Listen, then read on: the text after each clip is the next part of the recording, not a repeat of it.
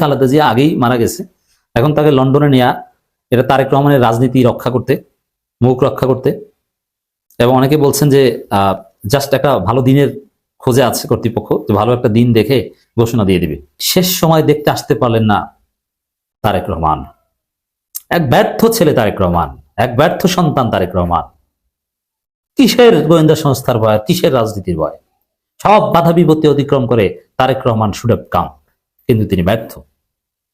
এখন এই ব্যর্থতা তো ঢাকতে হবে।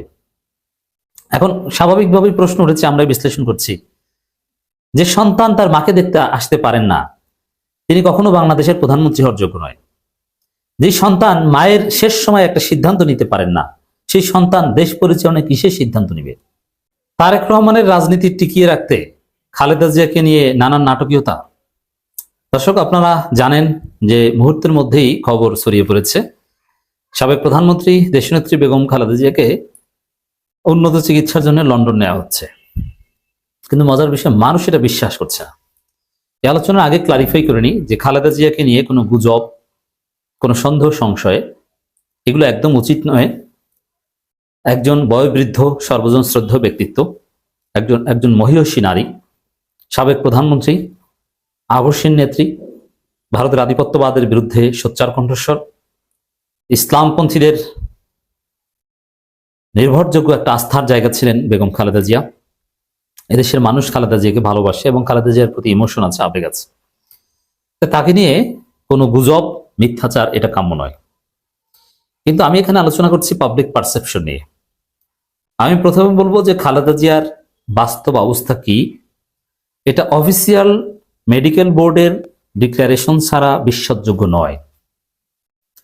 কিন্তু রাজনীতিতে রিয়ালিটির চাইতে পারসেপশন ইজ ভেরি ইম্পর্টেন্ট। এখানে পারসেপশন নিয়ে আলোচনা করবো। আমার কাছে যদি জিজ্ঞেস করেন, অনেকে জিজ্ঞেস করেন যে ভাই খালেদা জিয়া কি আসলে জীবিত আছেন, আমি বলবো যে it's absolutely depends on medical board declaration, যে তারা কি বলে।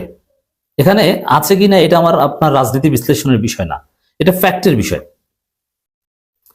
পৃথিবীর অন্য কেউ জানতে পারবে না মেডিকেল বোর্ড যদি না বলে। কারণ তিনি যদি ভেন্টিলেশনে থাকেন অথবা তিনি যদি লাইফ সাপোর্টে থাকেন, ওটা মেডিকেল কর্তৃপক্ষ, ওখানে যারা টেকনোলজিস্ট আছেন, লাইফ সাপোর্টের রেসপন্স কি করছে বা কি, এর বাইরে জানার কোনো সুযোগ নেই। কিন্তু জনগণ মনে করছে, দেখছি যে খবর ছড়িয়ে পড়ছে, মানুষ মন্তব্য করছে। আপনি খেয়াল করেন, আমি এটা অত্যন্ত সূক্ষ্মভাবে যাচাই করেছি। বিবিসি বাংলা থেকে শুরু করে বিভিন্ন গণমাধ্যমে খবর বেরিয়েছে যে খালেদা জিয়াকে লন্ডনে নেওয়া হচ্ছে, air ambulance ready, Zaima Rahman দেশে আসছেন নিতে। ওইসব গণমাধ্যমের নিচে যে মন্তব্যগুলো, তাতে মানুষ এটা বিশ্বাস করছে না। তারা বলছে যে খালেদা জিয়া আগেই মারা গেছে, এখন তাকে লন্ডনে নেয়া এটা তারেক রহমানের রাজনীতি রক্ষা করতে, মুখ রক্ষা করতে। এবং অনেকে বলছেন যে জাস্ট একটা ভালো দিনের খোঁজে আছে কর্তৃপক্ষ, যে ভালো একটা দিন দেখে ঘোষণা দিয়ে দিবে। মানুষ কেন বিশ্বাস করছে, সন্দেহ করছে কেন? এটা বিএনপির এক সাবেক নেতা দেখলাম, আখতারুজ্জামান রঞ্জন বা এই টাইপের নাম, একসময় একটা টকশো সম্ভবত তার সাথে করেছিলাম, কিন্তু আমার মনে নেই। এই লোকটা একটা টকশোতে দেখলাম বলছেন যে তিনি মারা গেছেন, ইউনুস গোপন করছেন, তিনি দায় দিয়েছেন ইউনুসের উপর, কারণ মানুষ ক্ষুব্ধ হবে, নানান কিছু। এগুলোর কোনো ভিত্তি নেই।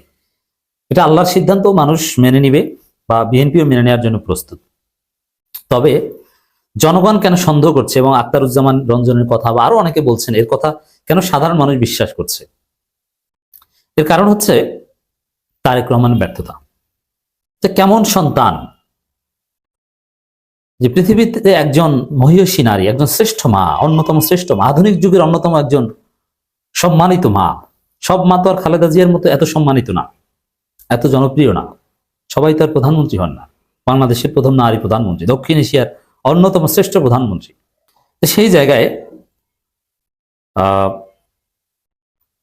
তারেক রহমানের কাছে খালেদা জিয়াকে যদি পাঠানো হয়, এবং খালেদা জিয়ার মৃত্যুর সময় যদি তারেক রহমান পাশে বসে থাকতে পারেন, এবং ঘোষণাটা যদি তারেক রহমান নিজে দিতে পারেন, এবং খালেদা জিয়ার অবশ্যই লন্ডনে যদি মারা যান, সেখানে তাকে গোসল দেওয়া হবে, লন্ডনে তার জানাজা হবে আলতাফ আলী পার্কে, এবং সেখানে বিএনপি, জামাত, সবাই সাধারণ মানুষ, বিদেশিরা অংশগ্রহণ করবে। লন্ডন সরকারও, ব্রিটিশ সরকার যথেষ্ট গুরুত্ব দিবে।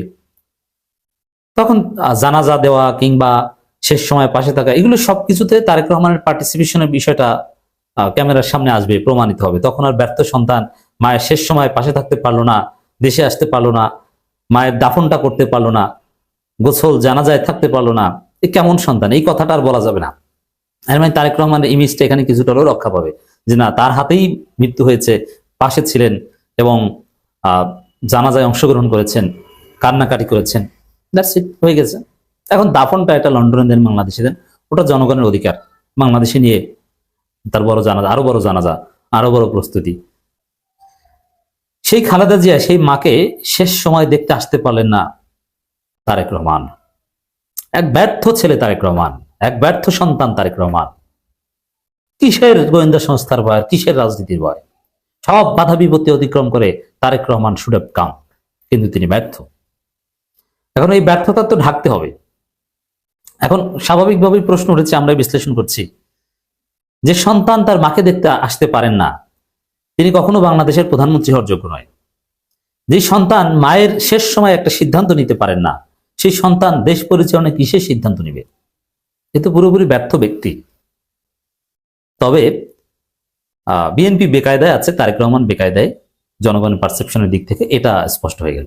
আসলে তাকে লন্ডনে সম্ভব কিনা, জীবিত আছেন কিনা, বা ওই অ্যাম্বুলেন্সে কতক্ষণ থাকতে পারবেন কি, এগুলো সব লন্ডনে যে মেডিকেলে নেবেন তারাও বলবে যে কখন মারা গেছেন। এগুলো সব বিশেষজ্ঞ ডাক্তারদের মতামতই চূড়ান্ত, তারা ফয়সালা দিবেন। পাবলিক পারসেপশন আমি ব্যক্তিগতভাবে মোটেও বিশ্বাস করি না, এবং বলবো যে বিশ্বাস করবেন না।